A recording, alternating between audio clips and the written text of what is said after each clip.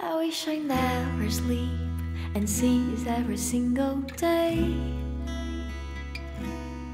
Spend time with my loved ones, family and friends. All I want for life is to be safe and sound. We're always here with you.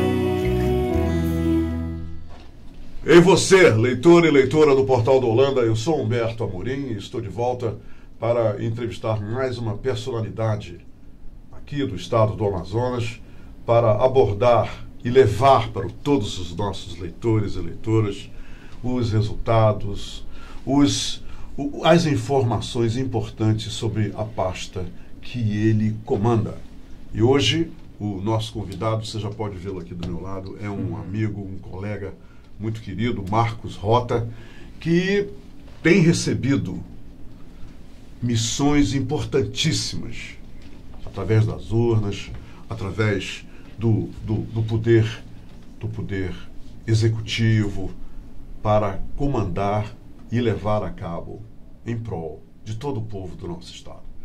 Hoje ele está secretário da região metropolitana aqui na cidade de Manaus. E também é o vice-prefeito eleito pela soberana vontade do povo da cidade de Manaus. Então nós vamos abordar hoje nessa entrevista com o Marcos Rota uma nova missão. E logicamente nós vamos cutucá-lo, né, sobre os assuntos, as missões, as tarefas, os resultados, tudo aquilo concernente a essa missão que ele agora está aí, né, enfrentando cara a cara. Tá bom? Fique com a gente. Muita gente ainda não sabe, e nós vamos esclarecer isso aqui, qual é a verdadeira missão, qual é a função principal, o objetivo principal da Secretaria da Região Metropolitana. Tá bom? E você vai aprender muita coisa hoje com ele, eu também. Fica aí com a gente. Meu dileto Marcos Rota, primeiro, seja bem-vindo, primeira vez aqui no estúdio de entrevista do Portal da Holanda. Em nome de toda a equipe, particularmente no meu nome, prazer recebê-lo. Prazer meu, Humberto, queria dar uma boa tarde para você. Agradecer muito a gentileza do convite, né? Eu sempre que posso acompanho aqui o Hora H, né?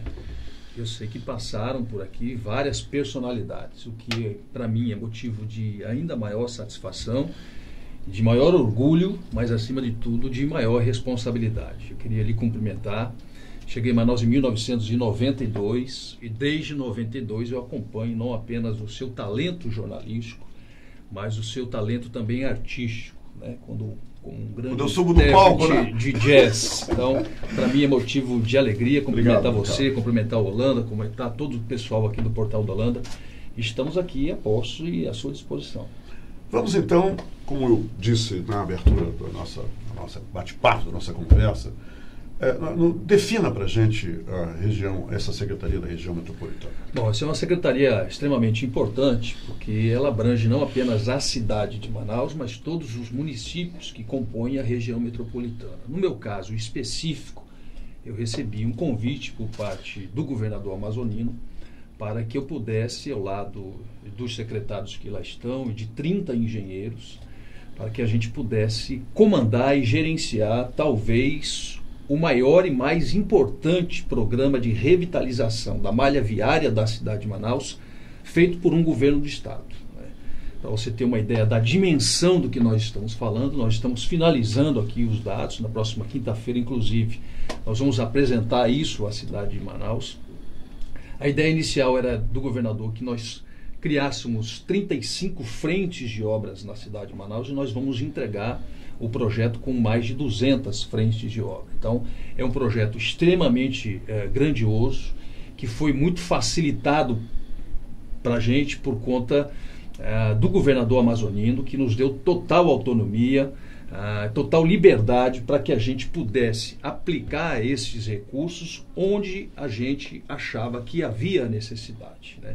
Nós conseguimos fazer parcerias, Humberto, com a polícia militar, que muitas vezes tem dificuldade de acesso em determinadas áreas da E, cidade de Marcos, Manaus. isso envolve os municípios. não é Envolve os isso? municípios, mas mais próximos de Manaus. não é isso? envolve os municípios que compõem a região metropolitana. Mas nesse caso específico, o pedido, a solicitação do governador foi para que eu centralizasse as minhas ações no gerenciamento desse programa de forma específico para a cidade de Manaus. De Manaus. Então eu passei esses 4 meses, de manhã, à tarde, à noite, muitas vezes também de madrugada. Até devido à exiguidade do tempo, né? O tempo É, era já é. determinado. Ele ali. queria fazer um programa diferenciado para a cidade de Manaus. Então foi essa a orientação que eu recebi do governador amazonino. O resultado está aí, mais de 200 quilômetros de nova malha viária para a cidade de Manaus. Isso é algo que nunca foi feito na cidade de Manaus, né? Isso significa o que em resultado? Essa malha viária vai trazer que tipo de benefício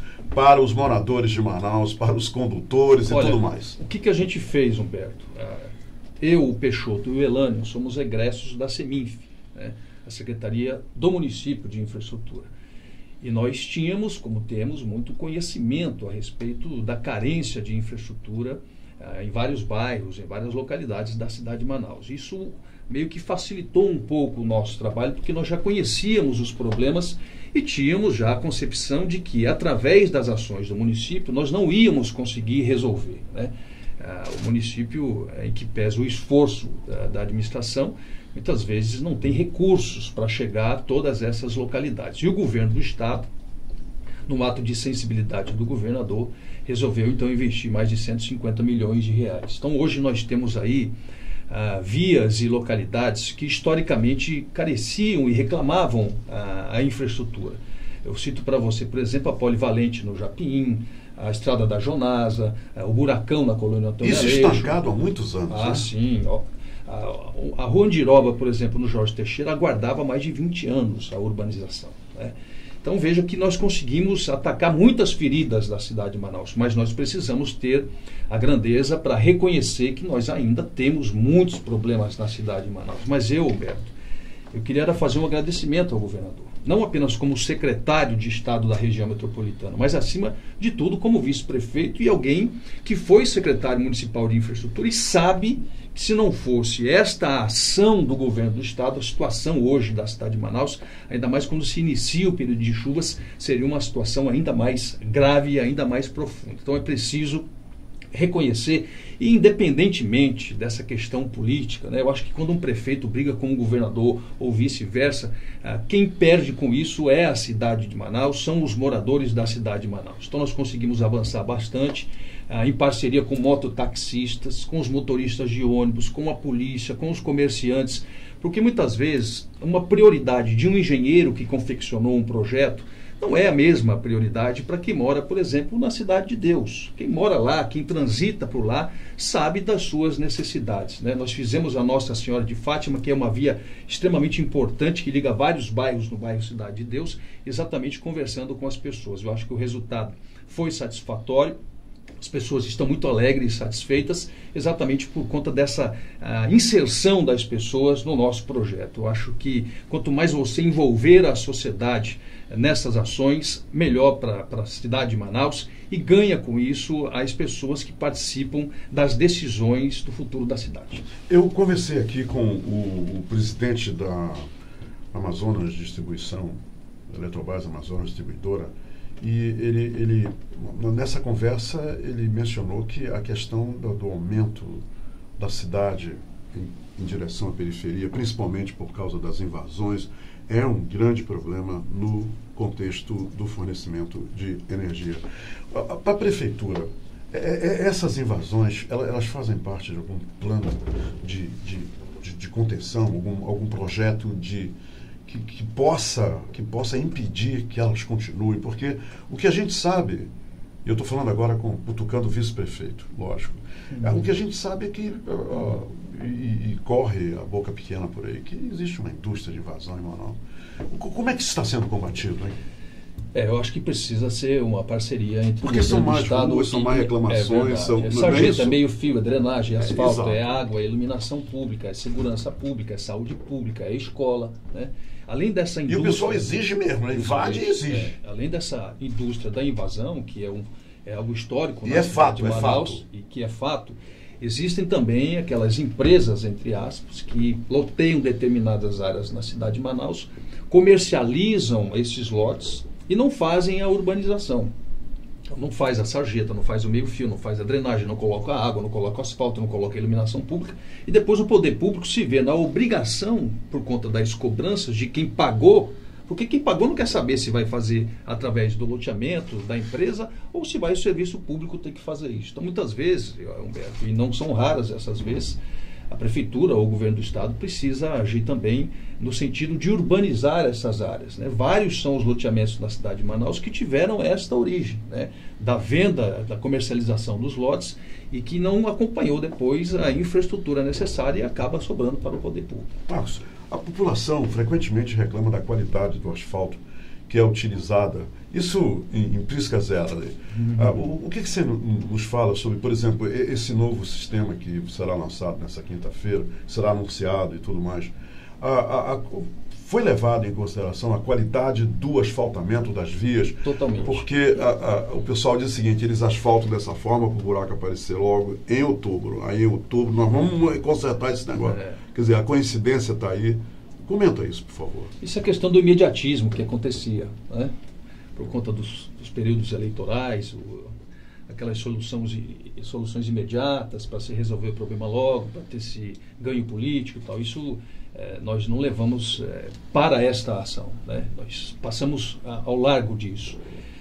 Se tem uma coisa que nós primamos, Humberto, nesta operação gigantesca para a cidade de Manaus, foi a questão do emprego da tecnologia, da inovação e também, acima de tudo, da qualidade. Nós não abrimos mão disso. Nós colocamos quase 140 mil toneladas de asfalto na cidade de Manaus, todos de qualidade. Tudo que foi feito com extrema qualidade. Para você ter uma noção, nós tivemos que trazer CAP, que é um insumo da composição do asfalto, de Betim, porque acabou o CAP na Petrobras aqui em Manaus. Nós tivemos que trazer brita de outros estados, porque a brita, que também vai na composição do asfalto, acabou na cidade de Manaus. Nós colocamos máquinas de última geração, como as fresadoras, por exemplo, que foram utilizadas aqui, são as mesmas máquinas que hoje são utilizadas na Europa.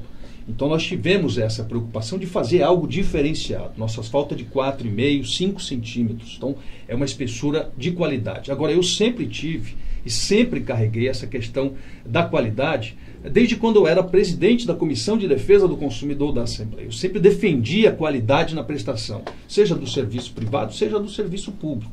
Tanto que nós iniciamos na Seminfa, não sei se terminaram, um laboratório para que o próprio poder público pudesse fazer a aferição daquilo que ele adquire, seja cimento, seja areia, seja brita, seja asfalto, seja tijolo, seja o que for. Está lá um laboratório, que eu acho que já, se não terminou, estão terminando, até para que o município pudesse desenvolver parcerias com as instituições, com o CREA, com o PROCON, com o Instituto de Pesos e Medidas, para que a gente possa ter segurança realmente de tudo aquilo que é utilizado em matéria-prima na questão da infraestrutura da cidade de Manaus, seja feito com altíssima qualidade. Disso eu não me afugento, disso eu não abro mão. Os fornecedores que trabalharam com a gente, tanto na Seminf quanto no Estado, sabem que foi algo que nós percorremos durante toda a nossa estada, seja na Secretaria de Estado da Região Metropolitana, seja na Secretaria de Infraestrutura do município.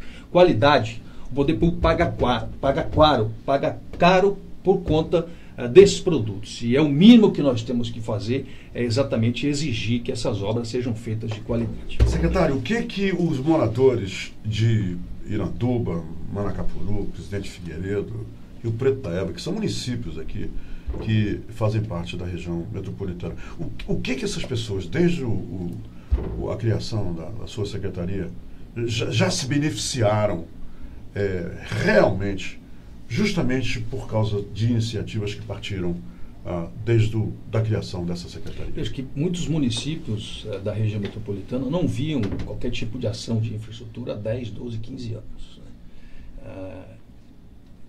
Eu falo muitas vezes com o coração, muito mais com o coração do que de uma forma política.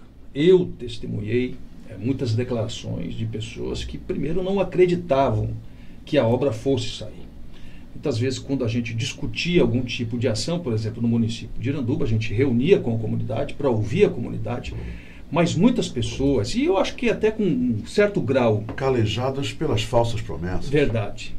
Com um certo grau de verdade, nas suas palavras, diz o seguinte: olha, a gente está se reunindo aqui mais uma vez está chegando gente aqui do governo, mais uma vez se aproxima a política, e mais uma vez nós vamos ser enganados. Então eu ouvia aquilo como um recado direto da insatisfação das pessoas. Eu acho que o político precisava, inclusive, ser introduzido no Código de Defesa do Consumidor, porque lá diz que propaganda enganosa é crime. E político que promete e não cumpre tinha que ser enquadrado também nessa questão da afirmação falsa e enganosa. Porque você fazer a afirmação falsa e enganosa, segundo o Código, é passivo, inclusive, de prisão. Então eu sou contra essa questão de prometer aquilo que você não pode cumprir. Então nós traçamos essa linha, uma linha de verdade. Quando dava para fazer, a gente fazia. Quando não dava, eu dizia que não dava para fazer. Humberto, eu lhe confesso o seguinte, até pelo grau de amizade que nós temos de longos anos. Eu prefiro perder um voto do que a confiança da pessoa. Porque o voto você consegue recuperar. A confiança de uma pessoa você jamais recupera. Ninguém tem o direito de fazer com que a pessoa fique criando falsas expectativas daquilo que aquela pessoa sabe que não vai poder realizar. Então eu sou muito contra essa questão. Então, às vezes as pessoas falam, mas você não pode dizer que não vai fazer. Eu prefiro dizer que não tenho condições de fazer, que eu entendo a situação da pessoa, mas infelizmente não tenho mecanismos para poder tirar essa pessoa dessa situação ou promover a melhoria da infraestrutura que ela tanto carece. Eu prefiro adotar essa linha na política. Eu convidei um colega seu de governo e o coronel Walter Cruz, e ele infelizmente teve um problema pessoal e não pôde atender o nosso convite, mas eu vou fazer ao senhor uma pergunta que eu ia fazer para ele. Eu quero só me aproveitar dos seus conhecimentos, e eu não vou deixar passar essa oportunidade. O coronel não está aqui, não foi por vontade própria, ele teve esse problema, mas a questão da segurança em Manaus é uma questão que afeta a todos, que faz medo a todos, que deixa todo mundo inseguro, em todos os lugares, paradas de ônibus, etc, etc, etc. Não preciso falar porque todo mundo já sabe. Esse projeto Guardian, o senhor poderia nos dizer, nos resumir, se ele corre risco de solução de continuidade? Porque tem muita gente, depois das entrevistas que eu fiz com o governador aqui, três entrevistas com o governador aqui, depois de entrevista com candidatos à Câmara Federal, que inclusive alguns foram eleitos, delegados da Polícia Federal que foram eleitos. Não, Humberto, nós somos a favor, nós vamos tocar, nós vamos apoiar. Solução de continuidade. Para quem não sabe o que é aquele gestor que chega e diz, não, esse aqui é o projeto dele, eu não vou tocar para frente, eu vou inventar o meu próprio. Esse projeto corre o risco disso. Mas eu quero só a sua opinião. Se a gente pegar o histórico dos programas de segurança pública, que foram extintos, criados e extintos, criados e extintos, criados e extintos, eu acho que corre. Você vê o Ronda no Bairro foi extinto, depois veio outro programa, Direito à Vida também foi extinto, e por aí vai. Eu acho que um programa bom, ele precisa sofrer continuidade, independentemente de quem seja o seu autor. Agora, é uma questão muito pessoal do governador eleito. Veja que o Amazonino estava tão certo nessa questão de trazer o Giuliani para cá, que o filho do Bolsonaro, o que fez agora foi também ter uma audiência com o Giuliani para trazer para o Brasil a experiência talvez melhor sucedida que nós temos no mundo afora. E o Walter Cruz, o Walter é uma das pessoas mais dedicadas à boa prestação do serviço público que eu conheço. Eu não conheço outra pessoa tão dedicada, tão estudiosa, que se dedica tanto, que estuda tanto, que se envolve tanto nessas questões do que o Walter Cruz. Eu acho que nessa área da segurança nós temos bons nomes aqui e, aliado a essas experiências internacionais, eu acho que é um caminho que a gente precisava trilhar para melhorar a vida de todos. Eu acho que essa questão da segurança é uma questão urgente, que precisa ter um envolvimento de todos. Acho que não apenas o governo do Estado, como o governo federal, mas a prefeitura também precisa ajudar nessa questão. Veja que existe uma política em curso aí de iluminação pública que é muito bom, é uma política extremamente exitosa, que tem realmente melhorado a vida das pessoas e iluminado mais as localidades, principalmente as áreas de risco. Mas nós temos algo chamado guarda municipal na prefeitura, que precisa ser reinventada, que precisa ter uma nova política a ela, porque nós temos lá bons e valorosos homens e mulheres que poderiam também nos auxiliar nessa questão da segurança pública, acima de tudo, protegendo o patrimônio público municipal, que muitas vezes é depredado também pela ausência dos nossos guardas municipais. Eu citei aqui durante a entrevista que você também é vice-prefeito da cidade de Manaus. E tem uma coisa a seu respeito que é inegável, é uma coisa que salta aos olhos. Você é um político bom de voto. Você é um político que o povo do estado do Amazonas já lhe colocou, inclusive, na Câmara Federal. Verdade. Já foi deputado estadual. E é um feito que não é para qualquer um. Isso aí eu estou lhe dizendo porque é fato. Muitos tentam, poucos conseguem. E você, toda vez que vai lá, consegue. Então é um político bom de voto. Eu não posso deixar de lhe fazer essa pergunta. É a seguinte: você está vice-prefeito e agora foi deslocado para uma nova missão, essa na Secretaria Metropolitana, como nós vemos agora, vai lançar agora quinta-feira, dar conhecimento à opinião pública de vários bons resultados, né, dessa sua passagem por lá, e que encerra dia 31 de dezembro. Nós queremos saber agora o seguinte, e eu sei que isso é uma indagação que paira nesse momento aí na cabecinha de milhares dos seus eleitores. Sobre o que vai se debruçar Marcos Rota a partir do dia 31 de janeiro, já que você, não foi anunciado, provavelmente não permanece na Secretaria Metropolitana e vai ter que novamente migrar de volta ao seu cargo original. O que nos reserva nos seus sonhos, nos seus desenhos, a sua vida política a partir do dia 1º de janeiro de 2019? E como está sendo, isso aqui vai ficar para sempre na internet, veja bem que sai dizendo que não está conferindo aí direto. Humberto, chega lá.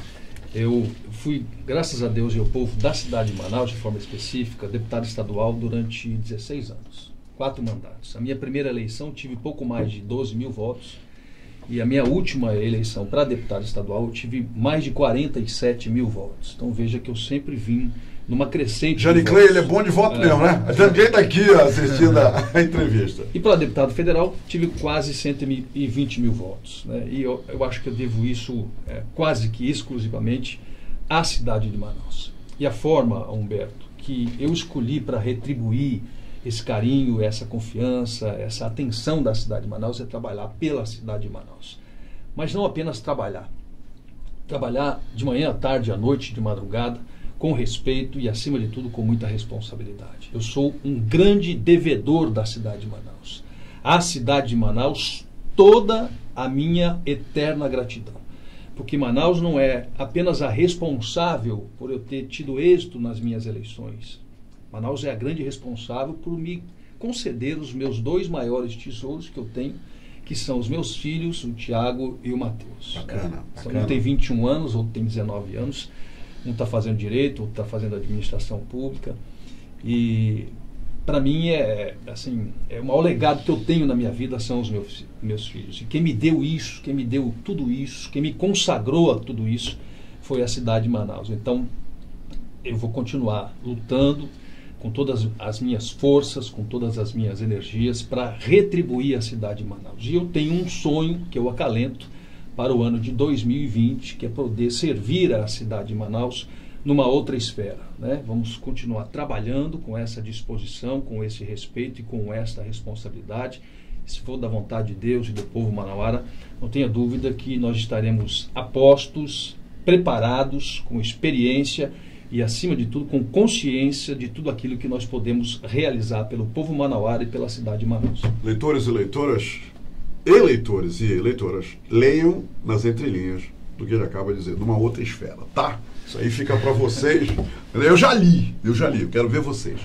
Marcos Rota, obrigado. Bom, eu que agradeço. Obrigado do fundo do meu coração por ter vindo aqui, conversado. Isso não foi entrevista, isso foi um bate-papo super agradável entre amigos. Quero agradecer a sua assessoria, que me ajudou a desenhar essa entrevista, a concretizá-la. Jane Clay, obrigado do fundo do meu coração. Você, como sempre, dando um show tá bom, naquilo que faz. Muito obrigado. E Feliz Natal para você, Muito obrigado. Feliz Natal para sua família, Muito obrigado, Humberto. para todos os seus colaboradores Obrigado. e, logicamente, todos os eleitores aos quais você fez um agradecimento agora emocionante. Muito legal. Obrigado, Marco. Obrigado. Que Deus te abençoe. Abençoe a todos aqui do Portal do Holanda. Feliz Natal, um próspero ano novo a todos. E que 2019 possa ser realmente um ano novo, né, na concepção maior da palavra, na amplitude integral da palavra, né? Nós temos muitas esperanças e muitas expectativas de que o novo governo federal possa olhar o Brasil com o carinho e a atenção que o povo brasileiro merece, e olhar também o nosso Amazonas com o carinho e a atenção que merece. Sucesso, que Deus abençoe. Você também. O vinho está sempre lhe rejuvenescendo. O jazz também. O jazz também. Porque se não existisse o jazz, eu inventaria. É verdade. É verdade. Obrigado. Tá aí, minha gente. Obrigado, Holanda. Muito obrigado pela companhia de vocês. E só uma coisinha que se faz necessário falar para vocês. Ele é bom de voto, não é à toa, não. Todo político bom de voto é aquele político que corresponde às expectativas. Ele diz e faz. E o povo é muito, mas muito conhecedor das verdades que são ditas por um político, de um verdadeiro político. Então, que Deus continue, né, nos orientando nos outubros da vida a sempre escolher políticos bons de voto, porque são esses aí que tocam a coisa para frente. Obrigado, gente. Obrigado.